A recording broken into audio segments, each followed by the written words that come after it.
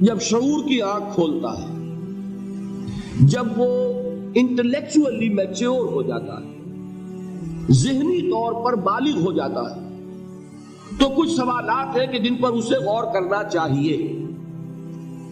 یہ دوسری بات ہے کہ اکثر لوگ غور نہیں کرتے۔ اس کی وجہ کیا ہے کہ اکثر لوگ تقلیدی ذہن کے ہوتے ہیں، جو معاشرے کے اندر باتیں مانی جا رہی ہیں وہ بھی مان لیتے ہیں، جو والدین مانتے ہیں وہ مان لیتے ہیں، جو ان کے بڑے انہیں تلقین کرتے ہیں تسلیم کر لیتے ہیں، کوسچن نہیں کرتے، اسکروٹنائز نہیں کرتے، تنقید نہیں کرتے، لہذا وہ سوچتے ہی نہیں۔ مسلمان کے گھر میں پیدا ہو گیا، مسلمان ہے، اللہ کو مانے گا، رسول کو مانے گا، قرآن کو مانے گا، آخرت کو مانے گا، وحی کو، جبرائیل کو مان لے گا۔ ہندو کے گھر میں پیدا ہو گیا، رام کو مانے گا، کرشن کو مانے گا، ویدوں کو مانے گا، اللہ خیر صلی اللہ۔ اگر کوئی عیسائی کے گھر میں پیدا ہو گیا، وہ حضرت مسیح کو مانے گا، خدا کا بیٹا مانے گا، کفارے کا عقیدہ مانے گا، اور اپنی زندگی جو ہے شروع کر دے گا۔ اکثریت انسانوں کی جو ہے وہ تقلیدی ذہن کی۔ لیکن یہ بات جان لیجئے، ہر معاشرے میں، ہر دور میں ایسے لوگ موجود رہے ہیں، خواہ وہ اقلیت میں ہو، بڑی مائکروسکوپک ایک اقلیت، لیکن ہمیشہ رہے ہیں جنہوں نے خود سوچنا چاہا، جنہوں نے ان مسائل کو خود اپنے غور و فکر کا موضوع بنایا۔ وہ مسائل کیا ہیں؟ یہ کائنات کیا ہے؟ اس کی حقیقت کیا ہے؟ یہ ہمیشہ سے ہے اور ہمیشہ رہے گی، یا کسی خاص وقت میں وجود میں آئی ہے اور کسی خاص وقت میں ختم ہو جائے گی؟ اگر کسی خاص وقت میں وجود میں آئی ہے تو آیا از خود وجود میں آئی ہے یا کسی نے پیدا کیا ہے؟ آیا خود بخود چل رہی ہے یا کوئی اس کا حاکم ہے؟ پہلا سوال تو یہ ہے، سب سے اہم۔ دوسرا سوال یہ کہ میں کون ہوں، کہاں سے آیا ہوں؟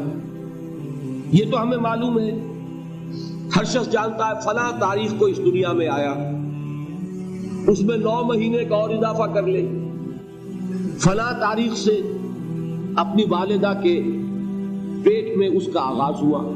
بس اس سے پہلے بھی کوئی میں تھا کہ نہیں؟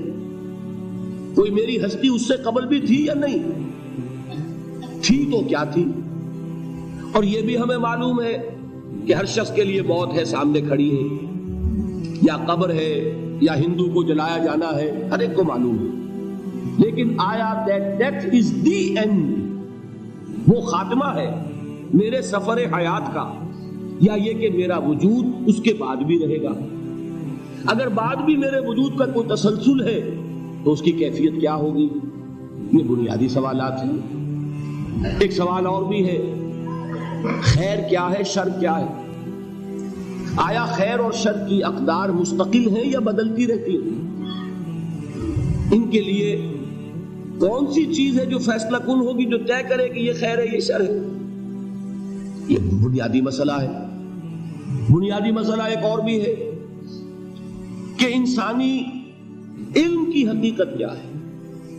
ایک تو معلومات ہمیں آنکھ سے، کان سے، جنہیں آپ ایکسٹرنل سینسز کہتے ہیں، آپ کے حواس ظاہری، کسی چیز کو چھو کر کچھ معلوم کر لیا، کسی کو چکھ کر معلوم کر لیا، کسی کو سونگھ کر معلوم کر لیا، کسی کو دیکھا، کوئی چیز سنی، یہ 5 ایکسٹرنل سینسز۔ پھر ہمیں معلوم ہے تجربے سے کہ ہمارے اندر ایک اور شے بھی ہے جس سے ہم استدلال کرتے ہیں، نتیجہ نکالتے ہیں۔ سینس ڈیٹا جو ہے، ہمارے ان حواس سے جو معلومات حاصل ہوتی ہیں انہیں جمع تفریق کر کے نتیجہ اخذ کرتے ہیں۔ سادہ سی مثال کیا ہے؟ ہم نے دھواں دیکھا، آنکھ نے دیکھا صرف دھواں، فیصلہ ہم نے کیا آگ لگی ہے، حالانکہ آگ آپ نے نہیں دیکھی۔ یہ در حقیقت آپ نے یہاں فیصلہ کیا کہ جہاں دھواں ہوتا ہے آگ ہوتی ہے، لہذا جو میری آنکھ نے دھواں دیکھا ہے تو آگ ہے۔ یہ کیا ہے؟ یہ آپ کا انٹلیکچوئل پروسیس ہے، یہ آپ کے عقل کا دائرہ ہے۔ یہاں تک تو ہر انسان کے علم ہے، لیکن آیا علم کی اس سے ماورا بھی کوئی سورس ہے؟ حواس اور عقل سے بالا تر بھی کوئی ماخذ علم کا ہے یا نہیں؟ اگر ہے تو کیا ہے؟ اس سے آگے چلیے، ایک مسئلہ یہ ہے کہ مجھے یہ تو معلوم ہے کہ میرا پیٹ کھانے کو مانگتا ہے، بھوک لگتی ہے تو ہنگر پینس ہوتے ہیں، لہذا میں کھاتا ہوں، کھانے کے لیے بھاگ دوڑ کرتا ہوں، معاش کی جد و جہد کرتا ہوں، کوئی کسی چلا رہا ہے، کوئی اینٹیں ڈھو رہا ہے، کوئی ہل چلا رہا ہے، کوئی قلم چلا رہا ہے۔ اسی طرح یہ معلوم ہے میرے اندر سیکشول ارج ہے جس کی بنا پر میں نے شادی کی ہے، گھر گرہستی کا بوجھ اٹھایا ہے، لیکن یہ کہ کیا یہی ہے صرف انسٹنکٹس؟ کیا حیوانی داعیات کے علاوہ کوئی اور ایسا بھی ہمارا داعیہ ہے کہ جس کی بنا پر ہم ممیز ہو جائیں حیوانات سے؟ بھوک تو حیوان کو بھی لگتی ہے، سیکشول ارج اس میں بھی ہے، کوئی رین بسیرا اسے بھی چاہیے، لومڑی کو بھٹ چاہیے، پرندے کو گھونسلہ چاہیے۔ اگر تو یہی تک ہیں ہمارے محرکات عمل تو ہمارے اور حیوان کے درمیان کوئی فرق نہیں، لیکن اگر اس کے علاوہ بھی کوئی محرک عمل ہمارا ہے جو ہمیں حیوان سے ممیز کرتا ہو تو وہ کیا ہے؟ اب یہ بیسک کوسچنز ہیں، اور میں آپ کو یہ بتاؤں جن حضرات نے فلسفے کا مطالعہ کیا ہے وہ تو میری بات کو سمجھ بھی رہے ہیں اور جان رہے ہیں کہ میں نے جو گروپ کیا ہے کوسچنز کو، یہ فلسفے کی مختلف شاخیں ہیں۔ ایک زمانے میں فلسفہ ایک علم تھا، آج فلسفے کی برانچز ہو چکی ہیں۔ ایک میٹا فزکس ہے، میٹا فزکس طے کرتی ہے کائنات کی حقیقت کو۔ ایک ایتھکس ہے جو خیر اور شر اور اخلاقیات سے بحث کرتی ہے۔ ایک ایپسٹمولوجی ہے، علم کی حقیقت کے بارے میں بحث کرتی ہے۔ ایک سائیکالوجی ہے، نفس انسانی، اس کے داعیات، محرکات عمل کیا ہیں، وہ اس سے بحث کرتی ہے۔ یہ تمام برانچز ہیں فلسفی کی۔ یہ سارے کوسچن جو ہیں اب ان کو جان لیجئے، دنیا میں ہمیشہ جو بات میں نے پہلے کہی تھی، ایسے لوگ موجود رہے ہیں کہ انہوں نے جس معاشرے میں آنکھ کھولی، انہوں نے ان سوالوں کے جو جوابات اس معاشرے میں تسلیم کیے جاتے تھے انہیں تقلیدی ذہن کے ساتھ تسلیم نہیں کیا، بلکہ غور و فکر، سوچ بچار۔